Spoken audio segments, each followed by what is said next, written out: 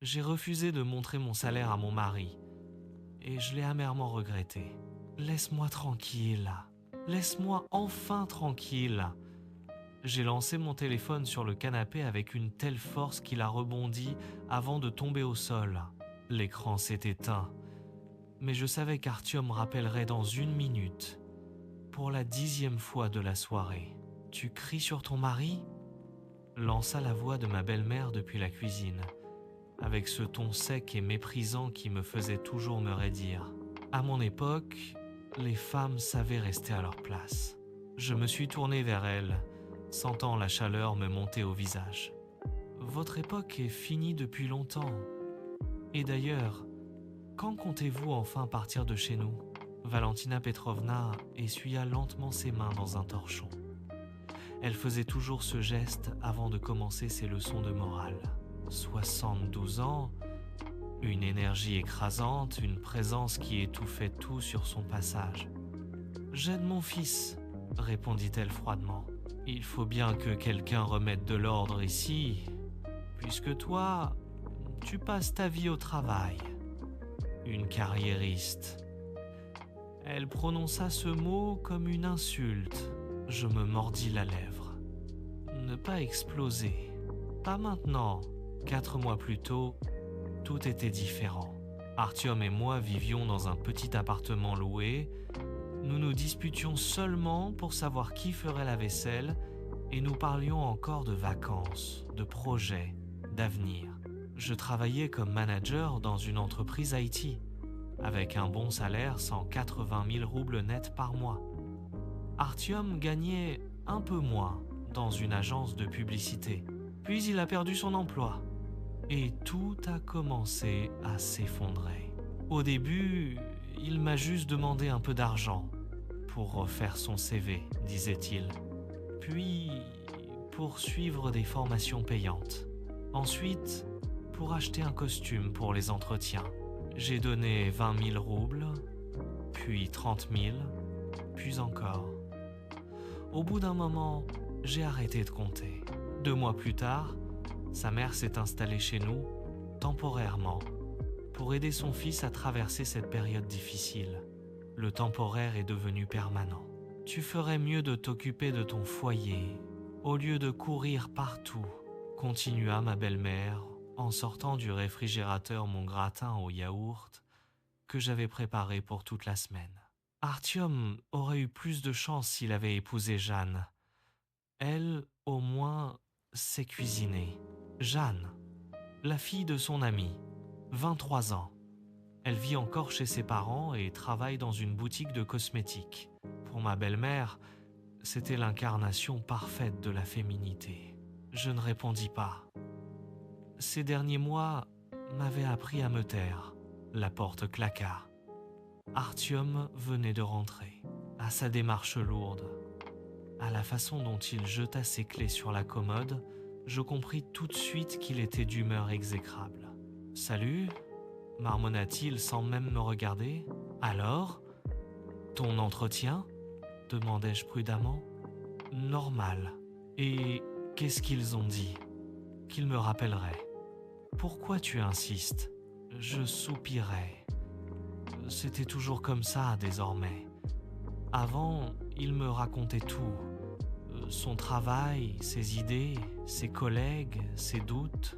Maintenant, chaque mot semblait devoir être arraché de force. « Artyom, viens manger », dit aussitôt sa mère en dressant la table. J'ai fait des côtelettes. Et toi, Véronica, ne gêne pas. Je restais debout au milieu du salon, dans cet appartement que je payais seul depuis 2 mois, et je me sentis soudain étrangère chez moi. « Il faut que je te parle », dis-je doucement à Artyom. « Plus tard. Non, maintenant. C'est important. » Il leva enfin les yeux vers moi. Dans son regard, il y avait de la fatigue, de l'agacement et quelque chose d'autre. Quelque chose que je ne voulais pas encore nommer. « Vas-y, dis ce que tu as à dire. Encore à propos de ma mère, ce n'est pas le sujet. Artyom, j'ai besoin de savoir. quand est-ce que tu vas recommencer à chercher du travail sérieusement ?» Il se redressa d'un coup, comme si je venais de le gifler. « Donc, tu considères que je ne fais rien ? Je considère qu'en 3 mois, tu as passé 5 entretiens. 5, Artyom. Ma collègue Sveta en a passé 10 en une seule semaine quand elle cherchait du travail. Ta collègue Sveta est une idiote chanceuse. Ses parents lui ont tout facilité depuis toujours, cria-t-il. Et toi, qu'est-ce que tu fais ? Le coupai-je, sentant ma patience céder. Tu restes allongé sur le canapé ? Tu joues à la console ? Tu te plains à ta mère de la femme horrible que je serais ? Valentina Petrovna apparut aussitôt dans l'encadrement de la porte, une poêle encore à la main. Comment oses-tu parler ainsi à mon fils ? Je parle à mon mari. Et ça ne vous regarde pas ? Mon pauvre Artyom souffre déjà assez comme ça.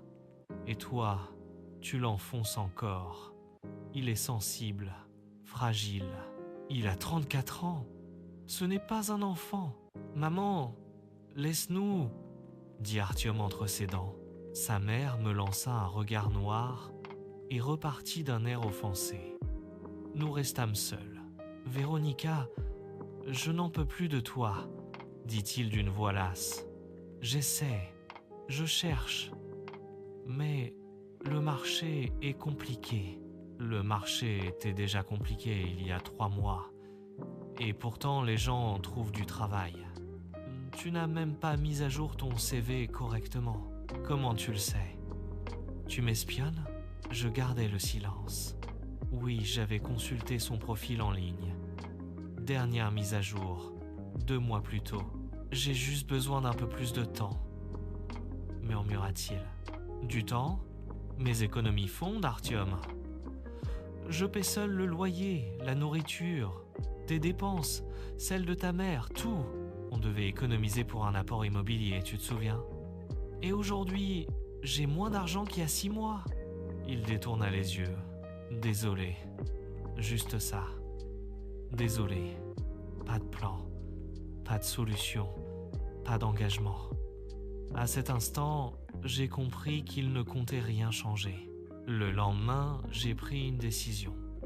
J'ai ouvert un nouveau compte bancaire dans une autre banque et demandé à mon service comptable d'y verser mon salaire. Sur mon ancien compte, j'ai laissé seulement une petite somme. 30 000 roubles. Juste assez pour les dépenses visibles vêtements, cosmétiques, transport, petites courses. Le reste serait à moi, mon argent, mon filet de sécurité. Je n'en ai parlé à personne, ni à mon compagnon, ni à mes amis. C'était mon secret, ma protection. Mais je n'avais pas compris qu'Artyom surveillait déjà mes finances avec beaucoup plus d'attention que je ne l'imaginais. Les 2 premières semaines se passèrent sans incident. J'éprouvais même une forme de soulagement.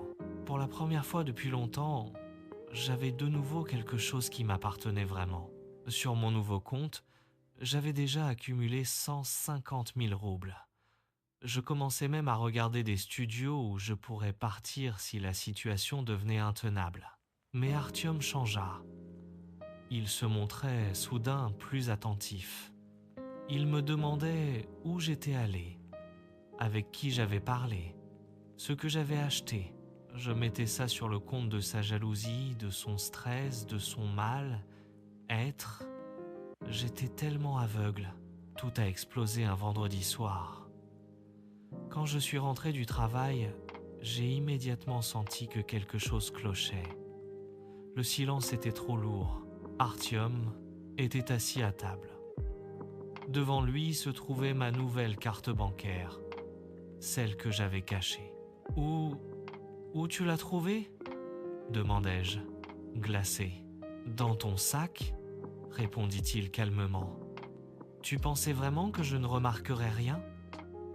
Le salaire est tombé il y a 1 semaine. Sur l'ancien compte, il n'y avait que 30 000.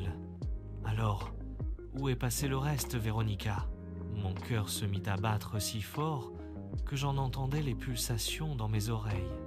Il avait fouillé dans mon sac, cherché exprès. C'est mon argent, réussis-je à dire. Notre argent, corrigea-t-il. Nous formons une famille. Ou tu l'as oublié ?